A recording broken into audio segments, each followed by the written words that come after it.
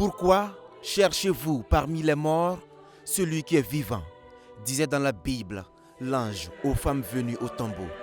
Ce matin, c'est le monde entier qui cherche le pape, mais il n'est plus là.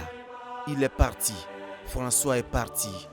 Un lundi de Pâques, le lendemain de la résurrection, comme un signe, comme une énigme, comme un clin d'œil au mystère, comme un symbole. Hier encore, il était là, fatigué, affaibli, mais présent. Il avait béni les fidèles. Il avait prononcé sa bénédiction, Urbi et Orbi. Et presque comme un adieu, il s'était offert à la foule, une dernière fois. Regard figé, mais serein. Il savait, peut-être que le temps lui était compté.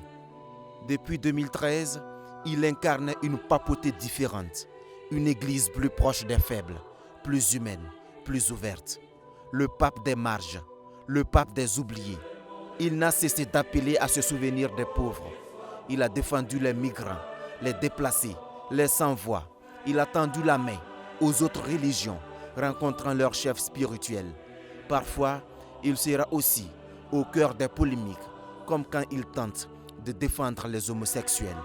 Et l'histoire retiendra ces mots.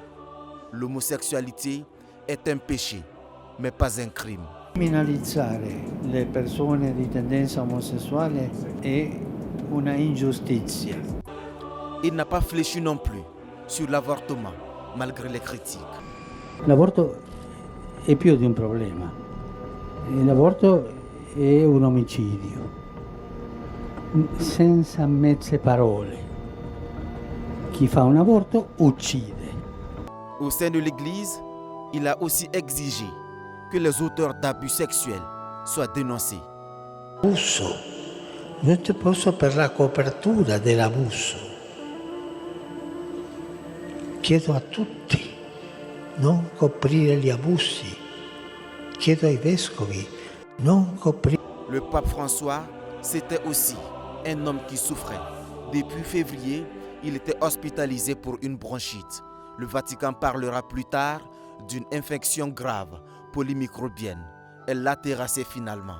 Georges Mario Bergoglio, 88 ans, né à Buenos Aires, premier pape venu des Amériques, premier pape non européen depuis le XIIIe siècle. Il entamait sa 12e année de pontificat.